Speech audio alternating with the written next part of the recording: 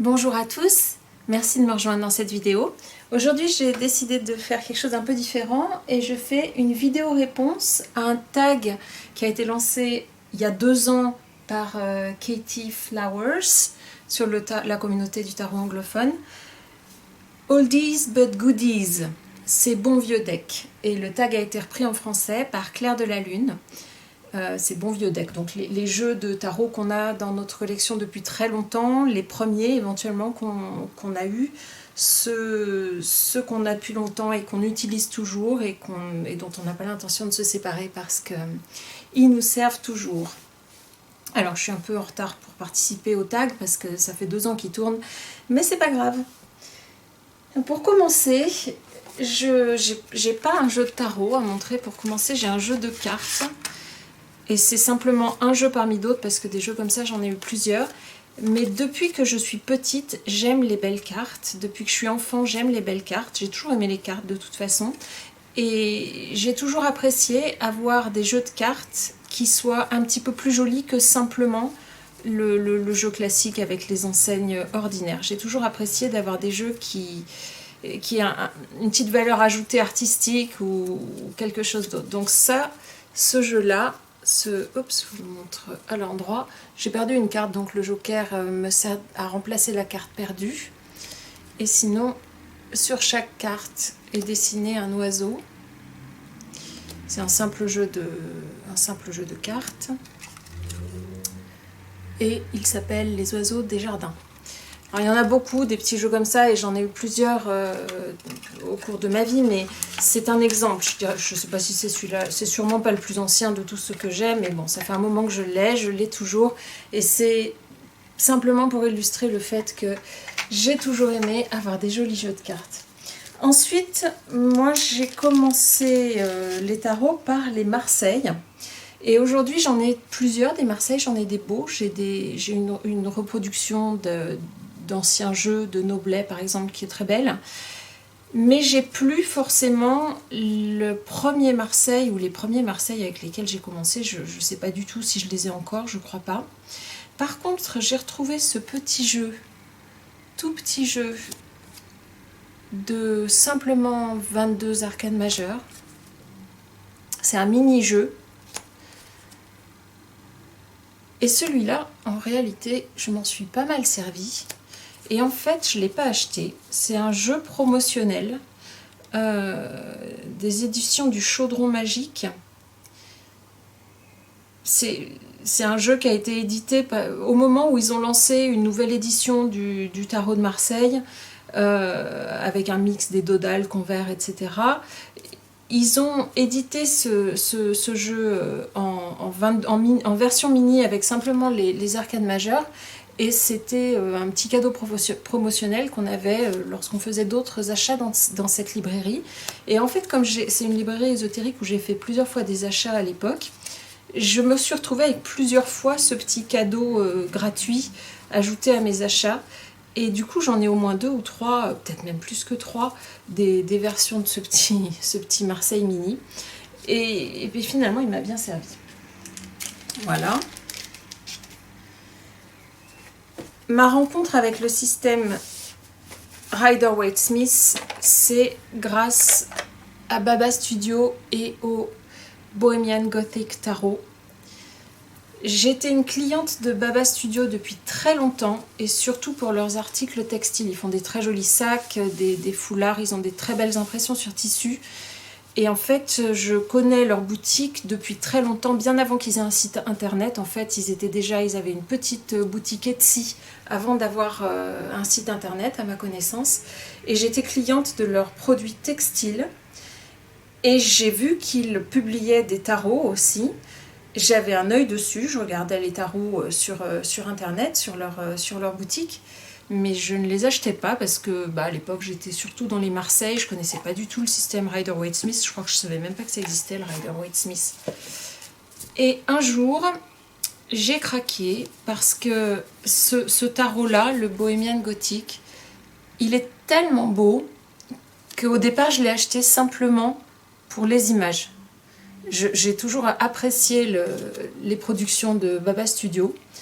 Ils vendaient aussi à l'époque des illustrations à l'unité qui étaient assez chères. Et je me suis dit, en fait, c'est moins cher d'acheter le jeu parce que j'aurai 78 illustrations. Et ça me reviendra moins cher et c'est un très beau jeu.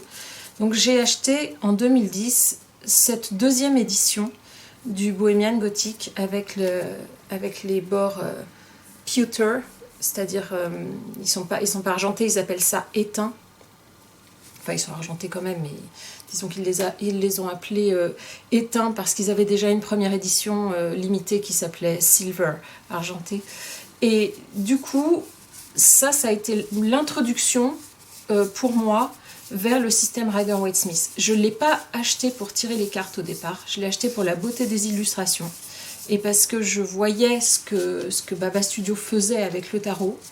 Et puis de fil en aiguille, je suis tombée dedans. Ça m'a ouvert les portes du Rider-Waite.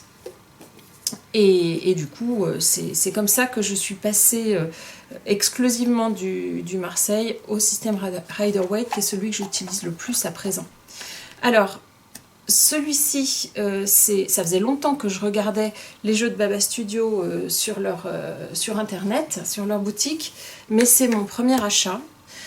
Par contre, une fois que j'ai fait celui-là, j'ai eu envie d'en avoir d'autres, des jeux à eux. À l'époque, leurs jeux, ils ne se vendaient pas aussi vite qu'à présent, ils étaient aussi plus abordables. Et donc j'ai pu acquérir le Fantastique Ménagerie, par exemple, qui a été aussi formidable pour me faire avancer dans le système du Rider-Waite-Smith. Le Fantastique Ménagerie, il date de... je voudrais pas dire de bêtises, je dirais entre 2004 et 2006, à vue de nez. Ils ont produit énormément de leur tarot dans cette partie des années 2000, entre 2003 et 2006-2007, ils ont produit énormément de jeux. Et à l'époque, les jeux restaient disponibles sur leur site beaucoup plus longtemps que ça n'est le cas maintenant. Maintenant, je crois que leur dernière version du Alice Tarot, l'édition numéro 2, elle a dû rester simplement quelques mois disponible sur leur site et elle a tout de suite été épuisée. Ils ont gagné une notoriété très importante dans le milieu du tarot. Je m'en suis heureusement rendu compte assez vite, parce que ça c'est la seconde édition, mais depuis j'ai pu acheter les autres éditions, soit auprès d'eux, soit sur le marché de l'occasion. À l'époque, on trouvait encore facilement des jeux d'occasion Baba Studio à des prix très abordables. Ça n'est plus du tout le cas maintenant. Et par exemple, je me suis rendu compte que leur jeu devenait... c'est ce jeu-là, le Fairy Tale Tarot, qui m'a fait me rendre compte qu'il fallait que je me dépêche si je voulais leur jeu, parce que celui-ci, pendant des années, je l'avais regardé sur leur boutique en ligne. Je l'avais regardé en me disant peut-être un jour je l'aurai quand même, il a l'air sympa, un travail sur les contes de fées, c'est vraiment intéressant, etc., etc. Et puis le jour où je me suis décidée, il était épuisé. Alors comme il venait juste d'être épuisé, je l'ai trouvé très facilement dans une autre boutique. Je ne l'ai pas eu d'occasion, en fait je l'ai trouvé neuf dans une autre boutique qui l'avait encore en stock. Donc ça n'a pas été trop difficile.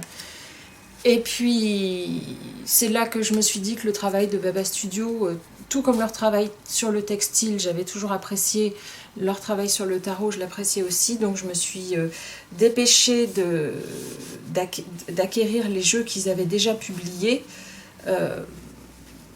Encore une fois, à l'époque, par exemple, l'édition numéro 1... L'édition numéro 1 du Bohemian Gothic, je l'ai trouvé d'occasion sur eBay à un prix tout à fait raisonnable. À l'époque, c'était très raisonnable d'acheter ce genre de jeu sur eBay. Maintenant, je ne sais même pas si on le trouve sur eBay, et si on le trouve, il va atteindre des prix astronomiques. Ces prix atteignent plusieurs centaines d'euros maintenant. Donc c'est devenu... il y a une surenchère sur ces jeux qui est devenue... complètement délirante en fait, mais à l'époque ils étaient abordables et du coup depuis j'ai pas manqué un seul de leurs jeux, donc ça fait que je les ai tous à l'heure actuelle. J'ai tous leurs jeux et si ça vous intéresse que je fasse une vidéo là-dessus, je peux, je sais pas si ça peut intéresser quelqu'un, dites-le moi dans les commentaires. Voilà, donc je suis rentrée dans l'univers du Rider-Waite par ce jeu-là, la deuxième édition du Bohemian Gothic qui est paru en 2010, donc ça fait exactement 10 ans. Alors pour faire suite à ça, eh ben, je me suis procuré un véritable Rider-Waite Smith pour rentrer plus spécifiquement dans l'étude de ce système. Et puis pour faire ça, j'ai cherché sur internet, je me suis rendu compte qu'il y avait plusieurs éditions du Rider-Waite Smith et j'ai choisi le Albano Waite, c'est celui que je préfère au niveau des couleurs. Donc c'est par celui-là que j'ai commencé, c'est le premier que je me suis procuré, le Albano Waite. À l'époque, il avait des marges blanches tout autour et je les ai gardées pendant très longtemps. C'est plus récemment que j'ai enlevé les marges. Donc depuis, j'en ai eu d'autres, des versions du Rider-Waite Smith, mais le Albano Waite, il a une place spéciale dans mon cœur parce que c'est celui que j'ai choisi au départ et c'est mon préféré au niveau des couleurs. Le Albano Waite, pour information, il a été publié pour la première fois en 1991. Évidemment, moi je l'ai eu beaucoup plus tard.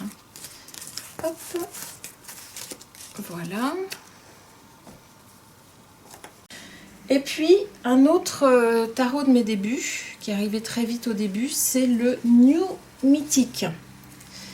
Le New Mythic, j'avais entendu parler du Mythic Tarot, parce qu'en fait, dès que j'ai commencé à rentrer dans ce système-là, par le biais donc, du Bohemian Gothic que je vous ai montré tout à l'heure, j'ai commencé à chercher des informations sur le tarot sur internet et c'est ça aussi qui m'a ouvert des portes, c'est que je suis tombée sur toute la communauté anglophone du tarot. Moi jusque là j'étais restée avec mon Marseille dans mon coin, je savais même pas qu'il y avait autre chose que le Marseille, j'étais pas forcément très forte, j'étais pas forcément une super cartomancienne d'ailleurs auparavant parce que le Marseille, tirer les cartes ça m'a toujours fascinée, mais pour autant j'étais pas forcément très forte. J'ai commencé par le Marseille, mais j'étais pas forcément très forte à l'époque. Et quand j'ai découvert le système Rider-Waite Smith, je me suis renseignée sur internet et j'ai découvert qu'il y avait une foule de contenus et qu'il y avait toute une communauté qui faisait des vidéos, des blogs et qui partageait des choses très intéressantes et c'est beaucoup comme ça que j'ai fait des progrès d'ailleurs. Donc j'ai découvert l'existence du Mythic Tarot, j'ai trouvé que c'était un super thème pour faire un tarot et j'ai essayé de me le procurer et je suis tombée sur une offre pour le New Mythic, qui n'est pas le Mythic, qui est le New Mythic, donc c'est pratiquement le même, mais l'illustrateur, c'est un nouvel illustrateur qui a redessiné les cartes. Et en fait, c'était un lot à un très bon prix parce que c'était un deuxième choix.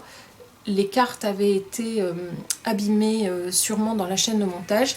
Donc j'ai acheté un jeu pour pratiquement rien. Et les cartes sont arrivées avec tout le dessus des cartes était un petit peu déchiré.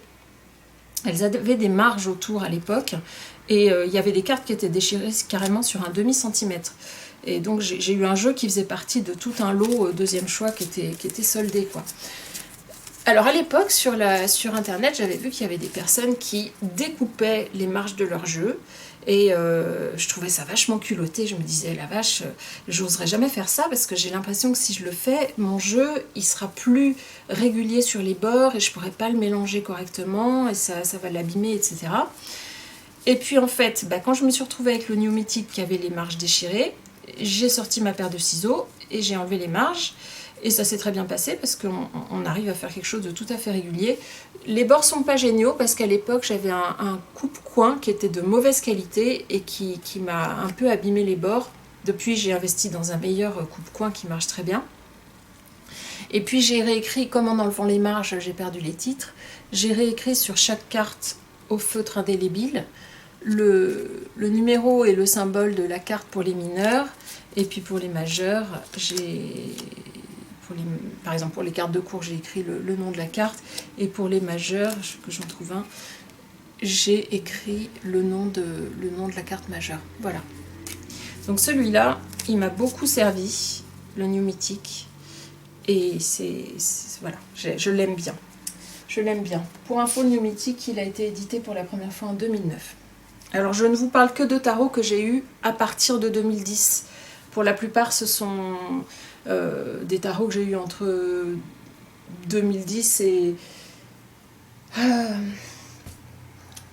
peut-être il y en a que j'ai eu plus tard, 2015, 2016, je ne sais pas. Enfin, c'est les premiers que j'ai eu là que je vous montre. Après le New Mythic, une très grande découverte importante pour moi, ça a été le Druidcraft, le tarot des druides, que je trouve vraiment très intéressant et qui m'a beaucoup apporté dans la lecture à plusieurs niveaux de chaque carte. Et puis j'aime bien les illustrations de Will Worthington.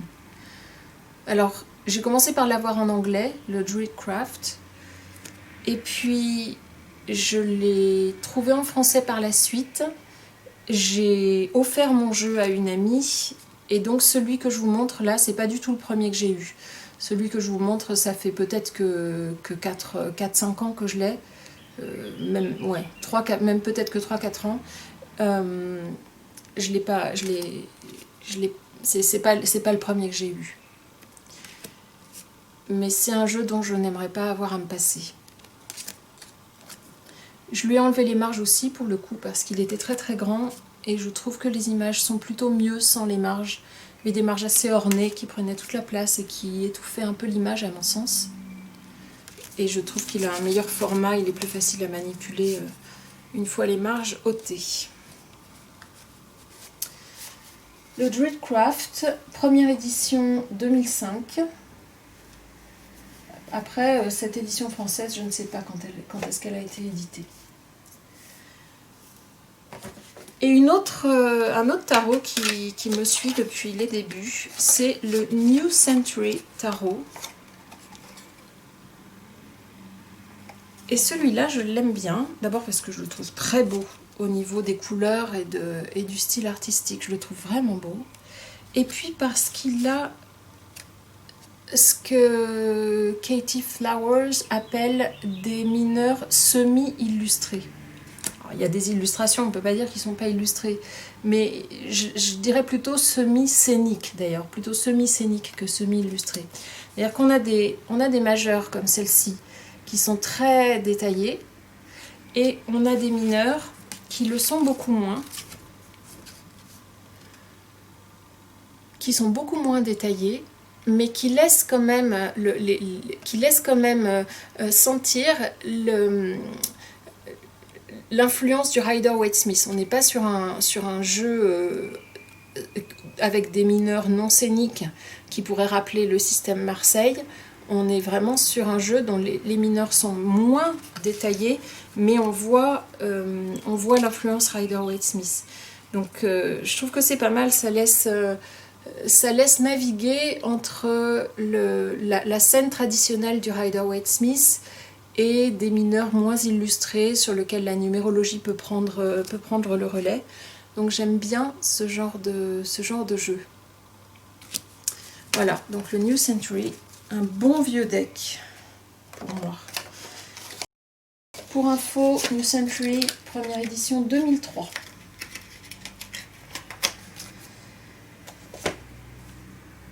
Le Golden Tarot de Cat Black, ça c'est un jeu important dans ma collection.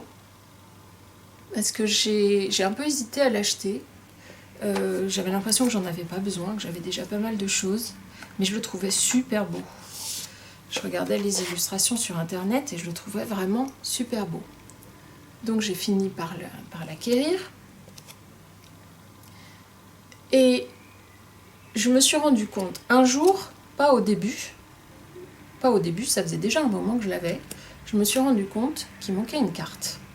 Il manque la carte de la mort, que j'ai cherchée absolument partout et que j'ai jamais retrouvée. Et en fait, j'en suis à me demander si la carte de la mort, elle était vraiment présente quand j'ai acheté le jeu. En tout cas, soit j'ai acheté un jeu dans lequel il manquait une carte au départ, ça arrive, c'est rare, mais ça arrive, soit je l'ai perdu par la suite.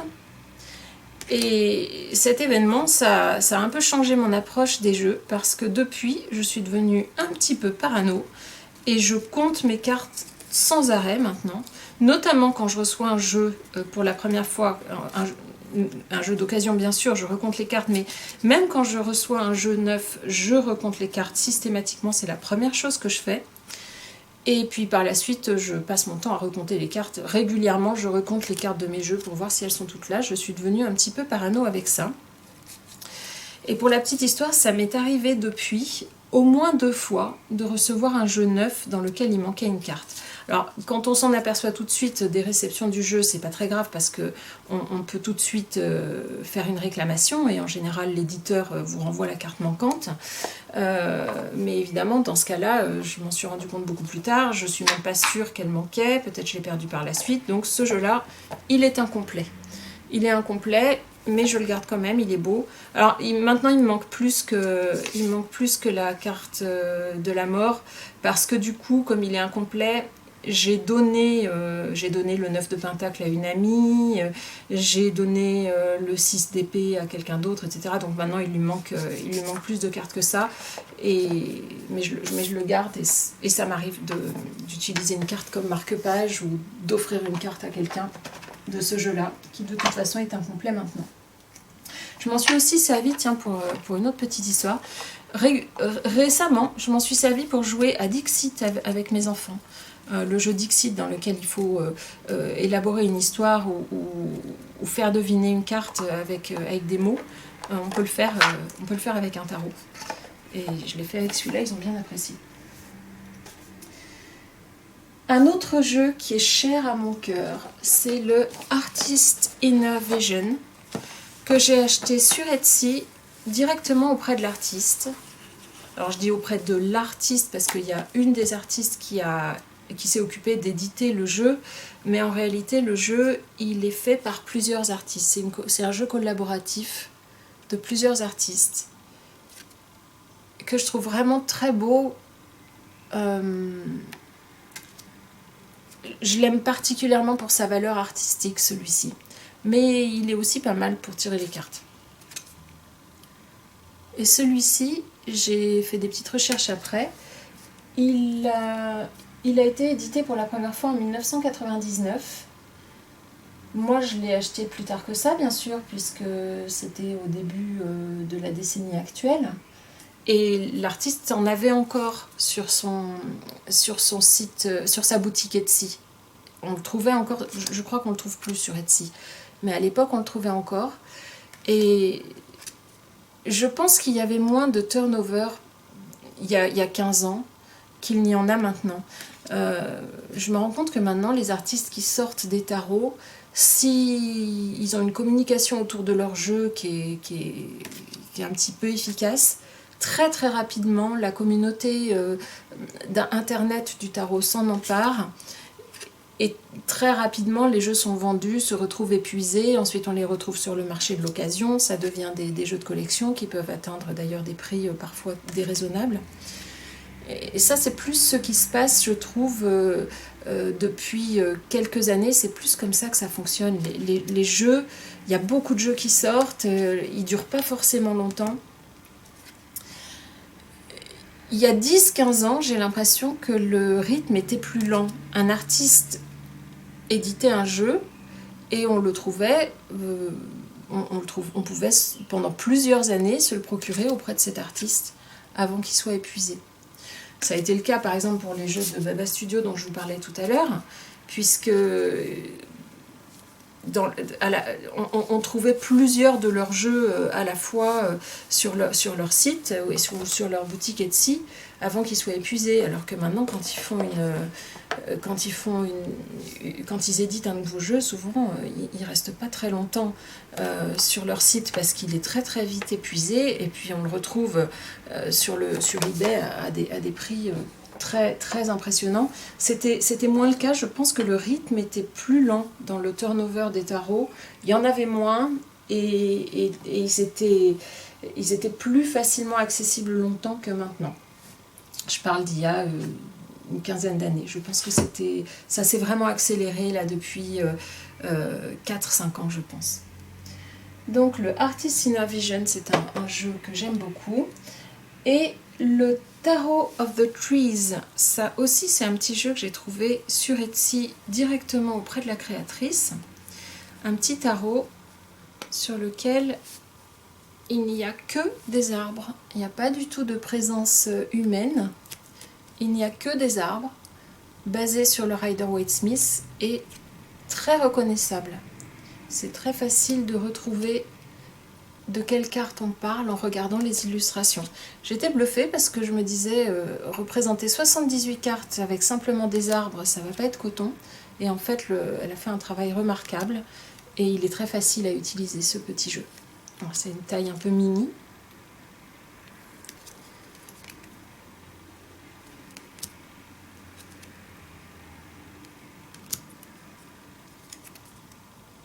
Voilà, Tarot of the Trees. Et celui-ci, il a été édité pour la première fois en 2009. Et pareil, je l'ai trouvé à l'époque sur Etsy, directement auprès de l'artiste. Le Spiral Tarot, c'est aussi un jeu qui a marqué mes débuts. Alors c'est un jeu que j'ai mis longtemps à me décider à acheter.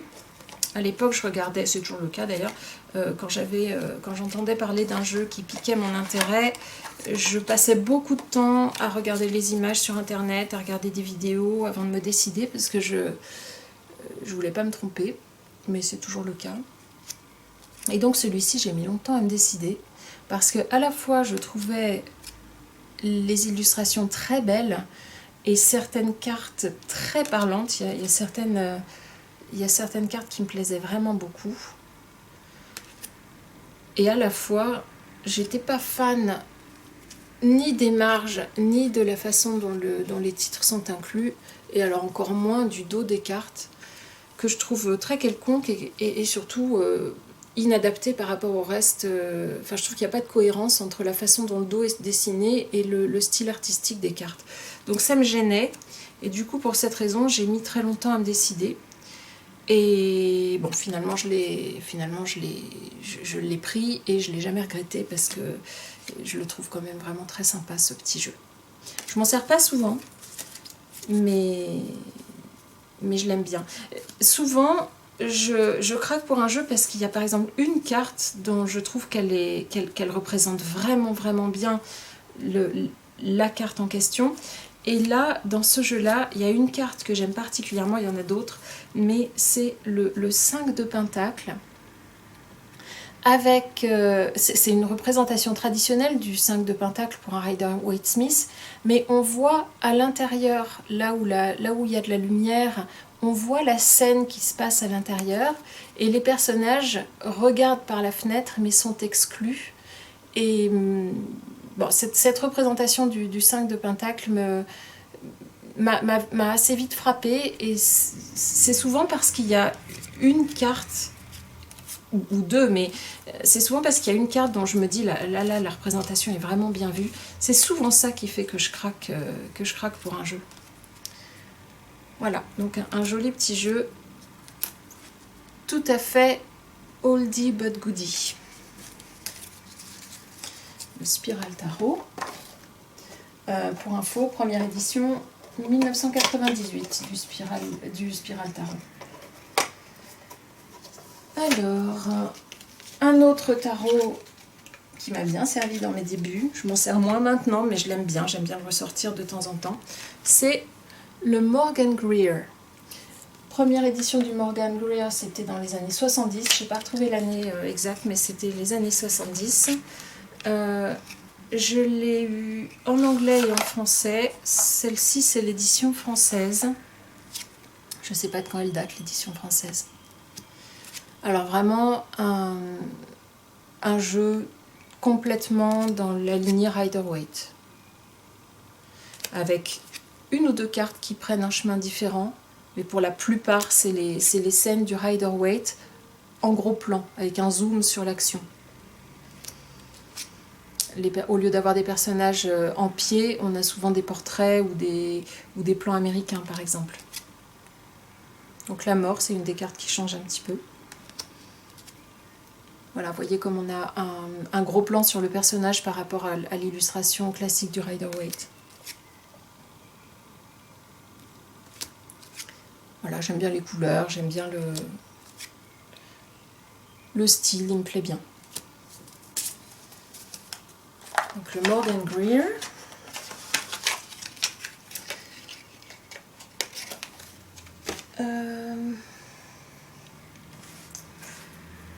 J'en ai enlevé quelques-uns parce que j'ai fait une liste, mais au début elle était tellement conséquente que j'étais obligée d'en enlever, sinon on s'en sort pas. Le Stella Starro, alors ça, il date de 2008, il a été édité en 2008, mais on l'a pendant très très longtemps trouvé sans aucun problème. Je crois qu'on le trouvait encore facilement neuf dans toutes les librairies ésotériques sans difficulté. On le trouvait encore facilement il y a 5 ans, je pense. Maintenant, on ne le trouve plus. Depuis qu'il est épuisé, on ne le trouve plus. Et on le retrouve sur le marché de l'occasion à des prix très élevés. C'était un tarot qui n'était pas cher du tout. Je me souviens quand je l'ai acheté neuf à l'époque. Il faisait vraiment partie des tarots les moins chers que j'ai achetés. Et celui-là, je le trouve vraiment joli. J'aime énormément le style artistique. J'aime énormément la façon que l'artiste a eu d'envisager certaines cartes. J'aime bien le dos, j'aime beaucoup les marges. Les marges sont assez envahissantes, elles sont assez ornées, mais elles me plaisent bien. Je trouve que elles vont bien elles vont bien dans le style. Donc je suis vraiment contente d'avoir ce jeu parce que pour se le procurer maintenant, il coûte carrément 10 fois plus cher que ce qui coûtait neuf quand il était facilement trouvable, quoi. Donc ça c'est un petit jeu dont je ne me séparerai pas parce que je l'aime vraiment, vraiment beaucoup. Ça fait partie de mes jeux, ça fait partie de mon top 10. Et il y a aussi le Clover Tarot qui fait vraiment partie de mon top 5, celui-là. Il y a beaucoup de nudité dans ce jeu-là. Il y a notamment 2 représentations de la carte des amoureux, une assez traditionnelle et une qui représente un couple en train de faire l'amour. Et voilà, je préfère pas la montrer sur YouTube de peur de me faire censurer. Donc ce Clover Tarot, pour moi, un jeu que j'utilise souvent, que j'aime énormément, qui valorise beaucoup les femmes et l'énergie féminine, sans pour autant dévaloriser l'énergie masculine. Et il a un langage très réconfortant et valorisant avec une énergie douce et remotivante, je trouve. Voilà, Clover Tarot, moi je l'adore. C'est un jeu de Nika Bern qui a été édité au départ, qui est sorti en 2011, mais à ma connaissance on le trouve encore sur le site de l'artiste et je ne saurais trop le conseiller. Voilà.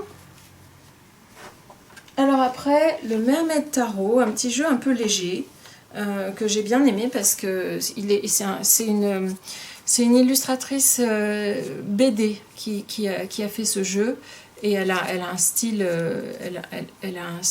d'illustration qui est assez sympa, assez léger, avec beaucoup d'humour.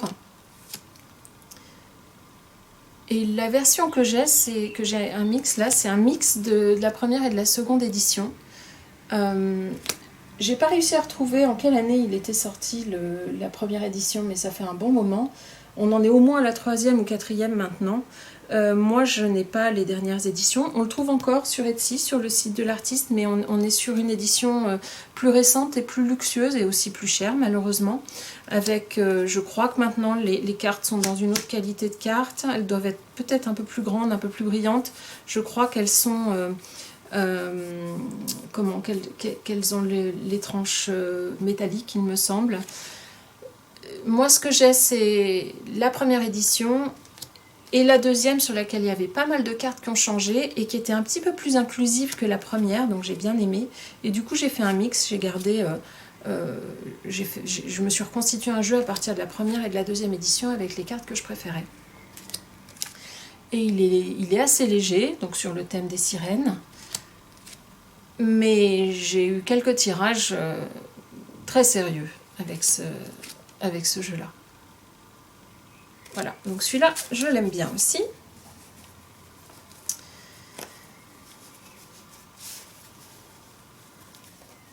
Le Steel Wizard Tarot. Ça aussi, c'est un jeu, un oldie but goodie. Je ne m'en sers pas souvent, mais quand je m'en sers, je suis vraiment contente de l'avoir. Alors ce jeu-là, il a la particularité d'avoir plein de cartes. Il a plein de cartes. Je les ai mis, j'ai retourné les cartes l'une, comme les cartes étaient penchées en arrière. Ce que je fais dans ces cas-là, c'est que je reconstitue le jeu en mettant une dans un sens, une dans l'autre. Je les alterne et comme ça les force à se redresser. Donc je suis désolée, voilà, j'ai des cartes qui sont un peu dans tous les sens. Je vais vous montrer un échantillon. Le Steel Wizard, il a plein de cartes. Il a plus que 78 cartes. Il a 88 cartes. Il y a des arcanes, je vous montre à l'endroit, oui. Il y a des arcanes majeures rajoutées, qu'on peut d'ailleurs enlever, hein, si on peut les ôter et faire un jeu de 78 cartes si on veut lire avec un tarot classique. Moi en général je les laisse, j'aime bien. Et celui-là je l'aime vraiment beaucoup, je m'en sers assez rarement, mais quand je m'en sers, je suis toujours contente de l'avoir. Donc je ne m'en séparerai pas de celui-là. Même si c'est un jeu que je n'utilise pas souvent, je ne m'en séparerai pas. Voilà, le Steel Wizard qui est sorti en 2007. Et je me souviens plus où je l'ai eu, il me semble que je l'ai eu aussi sur Etsy, celui-ci. Je ne voudrais pas dire de bêtises parce que je suis plus très sûre. J'ai l'impression que je l'ai eu directement auprès de l'artiste sur Etsy, mais sans être sûre. Alors celui-ci, je l'ai eu sur Etsy auprès de l'artiste, et celui-là, il est super. Il est brillant, ce jeu. C'est le Tarot of the Absurd. Je vous montre le titre. Un jeu en noir et blanc. Très bien fait. Très bien fait. Avec une profondeur de lecture sur les cartes qui est vraiment intéressante. Et je trouve que l'artiste a fait des choix brillants pour l'illustration de chacune de ces cartes. Facile à lire dans la traduction du Rider-Waite, mais avec plusieurs niveaux de lecture sur chaque carte. Et puis j'aime bien le style noir et blanc. Celui-là, ça fait partie des jeux que j'aime tellement que j'en ai acheté 2. J'en ai 2 exemplaires au cas où il arrive quelque chose à une de mes cartes, que je puisse ne pas être sans ce jeu, parce que vraiment je l'aime beaucoup. Alors celui-là, première édition, Tarot of the Absurd, 2012. Il n'a pas de boîte, il a une espèce de petit... Il a juste une petite enveloppe comme ça, qui est... C'est pas une boîte, vous voyez, c'est juste une enveloppe, on le glisse. Et il y a un système... Hop, un système de ruban pour le tenir, donc pour le protéger. Après, je le mets dans une petite pochette. Donc très précieux pour moi, celui-là.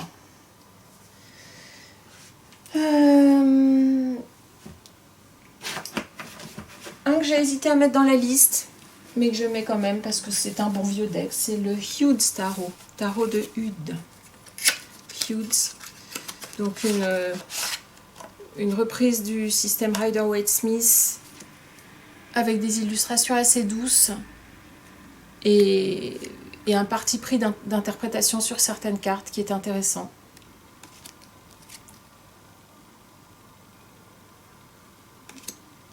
Donc un tarot que j'aime beaucoup et dont je me sers pas mal.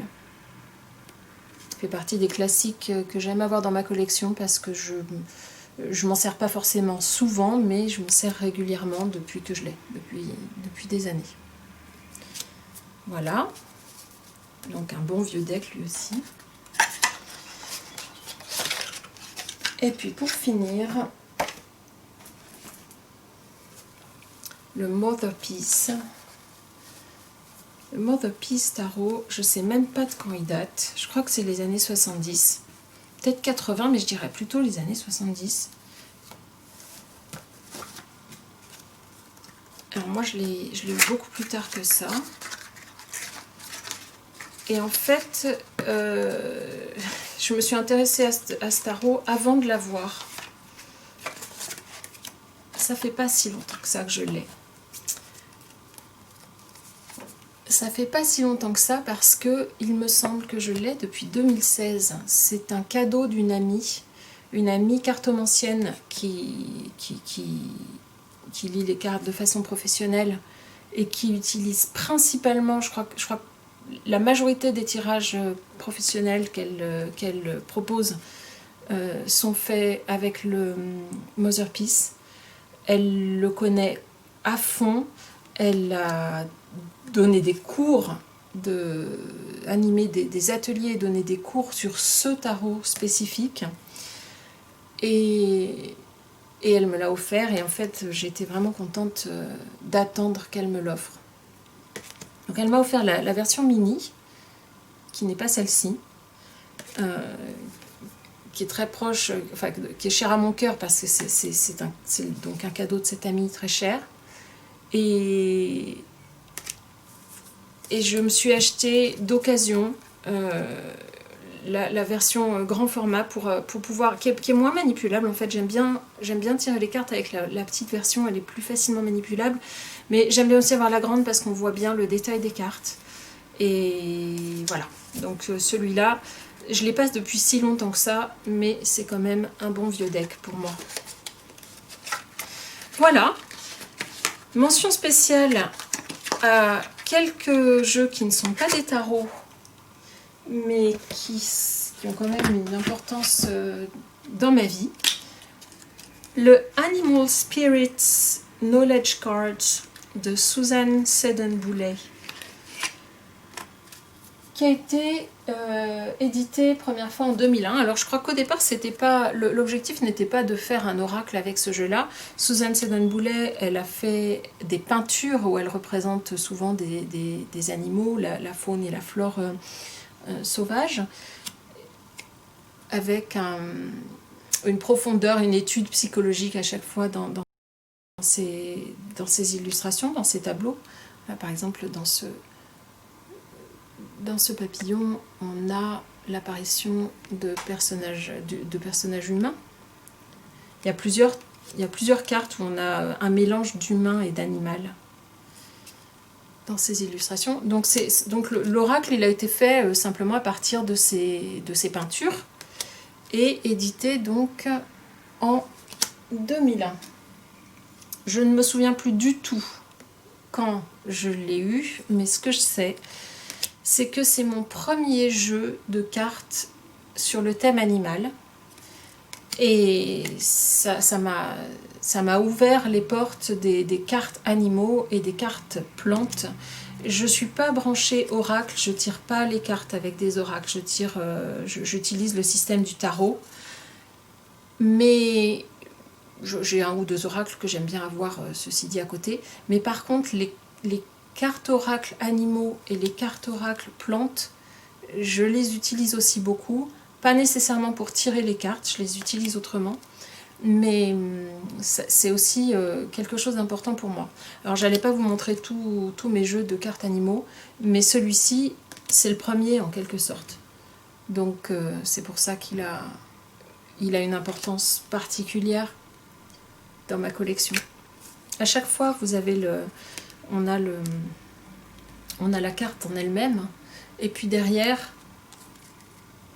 on a une interprétation, une explication et des informations sur l'animal et sa vie sauvage, son habitat, et puis une interprétation de sa signification dans différentes cultures, en chamanisme, et de sa signification onirique, etc. Donc voilà, un petit jeu que j'aime beaucoup, le Animal Spirits. C'est pas mon seul jeu, hein. J'en ai d'autres, j'ai d'autres jeux que j'aime beaucoup sur les animaux, mais celui-là c'est le premier, quoi. Et puis Portable Fortitude Cards, celui-là je l'adore. Je sais pas depuis quand je l'ai, peut-être que je l'ai pas depuis plus de 5 ans. Je sais plus quand je l'ai acheté, celui-là. C'est un jeu de cartes avec lequel on peut jouer au poker si on veut. Et sur chaque carte, il y a une illustration et un petit charme. Ce sont des cartes de protection. Il y a beaucoup d'humour là-dedans. Et on peut faire plein de choses avec ce petit jeu. Par exemple, voilà. Protection from domestic strife. Protection contre les conflits familiaux. Les conflits domestiques. Donc on peut se servir de cette carte simplement en faisant un petit rituel pour garder la bonne humeur dans la maison. Mais on peut aussi tout simplement jouer au poker avec ce jeu si on a envie. On peut tirer les cartes avec, j'imagine. Moi je m'en sers pas de cette façon, mais on peut. Plein de façons de s'en servir.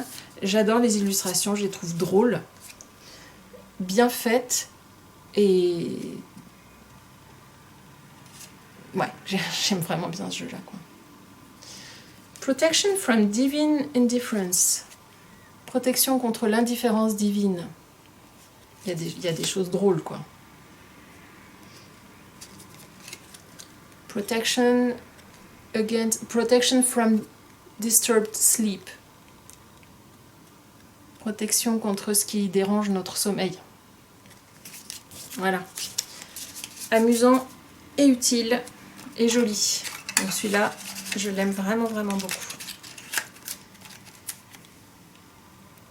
Voilà, donc je vous ai montré l'essentiel de mes bons vieux decks. J'en ai plus que ça, il a fallu faire un choix. J'avais fait, au départ, pour préparer cette vidéo, j'avais fait une liste assez longue des jeux que j'aimais bien, en essayant de rechercher les dates de sortie pour chacun.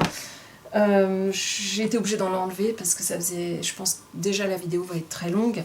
Mention spéciale à Nakei, le tarot psychologique, un petit tarot en noir et blanc qui est bien, je vous le montrerai peut-être dans une autre vidéo.